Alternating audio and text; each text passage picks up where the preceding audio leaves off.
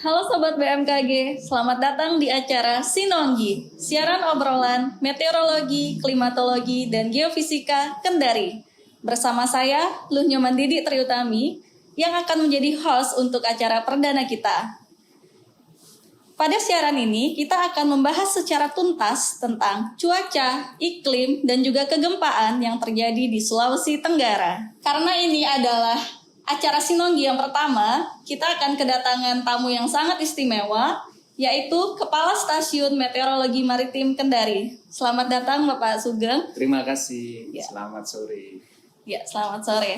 Nah, sebelum kita memulai obrolan kita yang pastinya akan menarik ini, perlu kita ingatkan kembali untuk tetap menerapkan protokol 3M. Sebelum kita berbincang lebih lanjut, perlu kita ingatkan kembali untuk menerapkan protokol 3M, menggunakan masker, menjaga jarak, dan mencuci tangan agar terhindar dari COVID-19. Baik, kita masuk ke pembahasannya ya Bapak. Ya, Tentang Stasiun Meteorologi Maritim Kendari. ya. Mungkin kalau ada yang lewat di jalan dilihat aja ini Pak, tulisannya Stasiun Meteorologi Maritim Kendari. Dilihat di berita bahas tentang cuaca, tentang gelombang. Sebenarnya apa sih Pak tugas utama dari Stasiun Meteorologi Maritim Kendari ini Pak? Oke, baik. Sebelumnya saya jelaskan dulu bahwa kita itu kan masuk dalam organisasi BMKG. BMKG itu merupakan badan yang mengurusi pada kemeteorologian, klimatologi, dan geofisika. Sesuai dengan singkatannya, ada meteorologi, ada klimatologi, ada geofisika. Kemudian apa itu meteorologi? Ya, oke. Meteorologi merupakan unsur-unsur cuaca yang dalam waktu singkat, dalam sekolah yang lebih kecil, lebih pendek, skala waktunya lebih pendek. Kemudian apa itu klimatologi? Klimatologi merupakan rangkuman daripada cuaca atau meteorologi. Kemudian kegempaan itu apa? Kalau kegempaan adalah pengamatan bumi ke bawah, ya di sini mengenai gempa buminya, pergeseran lempeng dan sebagainya, termasuk magnet bumi. Sedangkan apa sih tugas pokok kita di sini sebagai Stasiun Meteorologi Maritim Kendari? Di sini tugas pokok Stasiun Meteorologi Maritim Kendari yaitu melayani cuaca kemaritiman. Selain itu, kami di sini juga membuat tugas atau mendapatkan tugas untuk membuat perakiraan cuaca di seluruh kecamatan di Sulawesi Tenggara. Jadi selain melakukan pengamatan tiap hari, kemudian kami juga memproduksi informasi tersebut. Kemudian selain itu kami juga membuat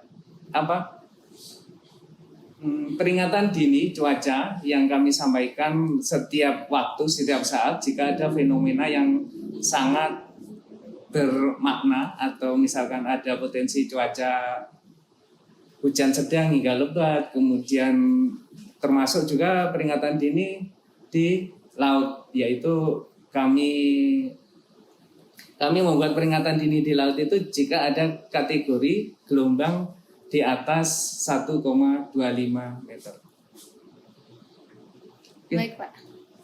Ya berarti kita ini tugasnya di Stasiun Meteorologi Maritim lebih banyak ke cuaca kemaritiman, ditambah juga dengan cuaca publik. Ya, cuaca publik.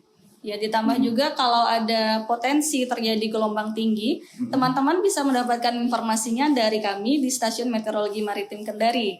Dan juga sekaligus untuk sekaligus untuk peringatan dini cuaca signifikan yang dapat terjadi di darat. Untuk selanjutnya Pak, banyak ini peristiwa hujan, kemudian gelombang tinggi, itu akan berlanjut dengan bencana. Persepsi kita bencana. Di sini peranan BMKG terkait dengan bencana itu apa ya Pak ya? Misalnya dalam sebelum terjadi bencana, saat terjadi, hingga sudah terjadi bencana. Ya, oke. Baik, peranan kami di sini sebagai BMKG yaitu membuat informasi untuk memitigasi. Jadi dari informasi tersebut kita tujuannya untuk mengurangi dampak yang ada atau mengurangi korban yang ada.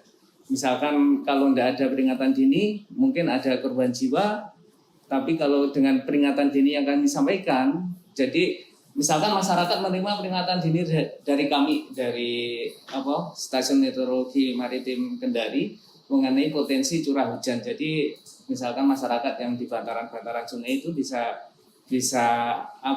mengamati daerah sekitarnya jika terjadi curah hujan lebih dari 1 jam dengan intensitas lebat, sedang hingga lebat, bisa mewaspadai daerah-daerah tersebut sehingga jika terjadi banjir atau bahkan banjir bandang bisa menghindari dampak yang lebih besar, mengurangi dampak yang lebih besar. Kemudian pada saat terjadi bencana, waktu terjadi bencana itu kan perlu juga misalkan supaya tidak waktu bencana itu masih ada enggak potensinya gitu. Nah, kita sampaikan juga sehingga jangan sampai nanti ketika tim penolong pada lokasi bencana akan terdampak juga oleh bencana tersebut sehingga itu bisa untuk menyelamatkan menyelamatkan para penolong tersebut. Misalkan tim SAR ketika sistem pencarian di laut, kita sebelum ada berlayar untuk melakukan pencarian di laut, tentunya kami briefing atau kami berikan informasi tinggi gelombang sehingga di laut itu tidak akan terjadi celaka kepada yang menolong. Kemudian yang selanjutnya di pasca bencana. Di pasca bencana tentu kan ada tanggap darurat. Tanggap darurat itu panjangnya sampai berapa hari atau berapa minggu.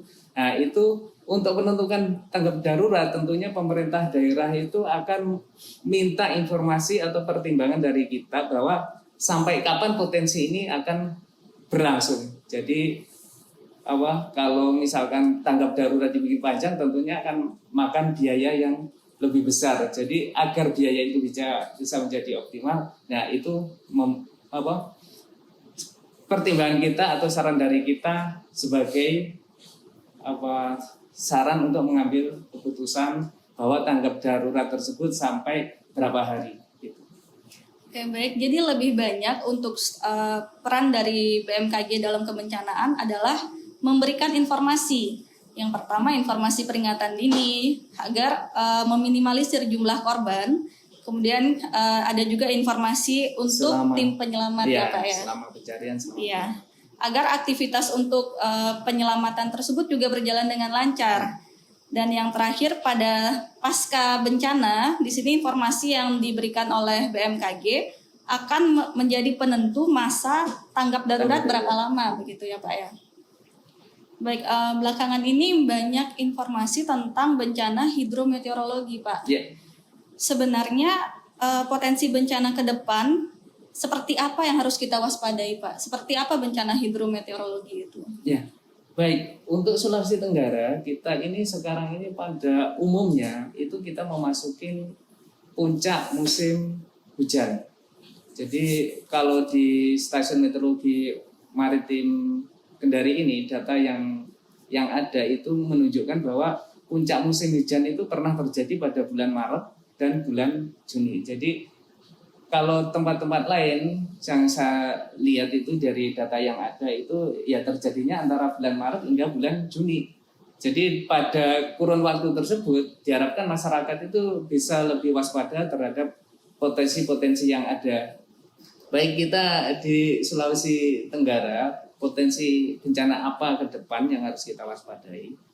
Nah, tentu kita tahu bahwa Sulawesi Tenggara pada antara bulan Maret sampai bulan Juni itu adalah puncak-puncaknya musim hujan. Nah, itu dengan puncak musim hujan apalagi sekarang ada ditambah tahun 2021 ini masih indeks laninanya masih tampak atau udara indeks lainnya masih aktif atau masih kuat, jadi potensi curah hujan lebat sedang hingga lebat itu sangat berpotensi turun di Sulawesi Tenggara. Nah, daerah-daerah mana utamanya? Kalau kami lihat atau untuk 2 bulan ke depan itu yang perlu diwaspadai adalah daerah Konawe Utara, kemudian Kolaka Utara, terus daerah Kolaka. Ya itu berapa daerah itu, daerah kabupaten itu kalau lihat potensi banjir yang diinforkan yang dibuat oleh BMKG itu mempunyai potensi tinggi. Jadi kemungkinan terjadinya sangat tinggi. Baik, jadi karena puncak musim hujan ditambah juga dengan La Nina ya Pak ya. Jadi mendorong untuk peristiwa-peristiwa hidrometeorologi seperti banjir, tanah longsor dan sebagainya yang perlu kita waspadai. Nah, biasanya kalau mendapatkan informasi tentang sesuatu yang buruk yang akan terjadi, masyarakat ini udah takut duluan Pak. Udah malah ada juga beberapa hoax minggu depan akan terjadi ini. Nah, sebenarnya bagaimana sih apa yang harus dilakukan oleh Sobat BMKG ketika menerima informasi adanya potensi bencana yang akan terjadi, baik itu di darat, di laut maupun di udara, Pak? Oke, baik. Untuk para Sobat BMKG, tentu setelah menerima informasi tersebut, lihat sumbernya. Kalau sumbernya dari BMKG, tentu itu adalah valid. Kalau sumbernya dari tempat lain, mungkin perlu di-recheck lagi BMKG mengeluarkan informasi tersebut atau tidak. Jika tidak, itu berarti hoax. Jadi kita harus selalu update informasi dari BMKG ya Pak ya? Ya, kami harapkan Sobat BMKG di Sulawesi Tenggara tetap mengupdate informasi di BMKG, ada di website kami yang beralamat www.bmkg.go.id.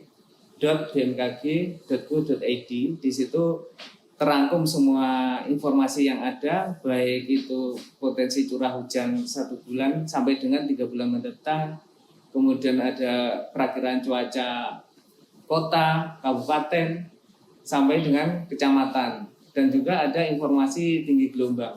Bahkan sampai dengan jika terjadi gempa bumi di Sulawesi Tenggara, itu juga akan ada di webnya BMKG secara real time.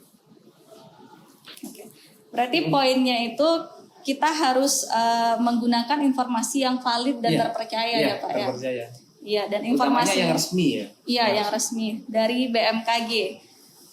Baik, terima kasih kepada Pak Sugeng Widarko yang hadir pada acara Sinonggi yang pertama ini.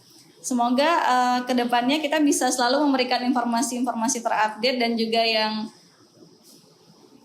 juga informasi yang menarik untuk teman-teman seputar tentang cuaca, iklim, dan juga kegempaan. Diharapkan dengan adanya program Sinonggi ini, kita semua bisa menjadi masyarakat yang tangguh terhadap bencana, sehingga dengan potensi bencana apapun yang ada, kita tidak takut dan kita tahu langkah apa yang harus kita lakukan.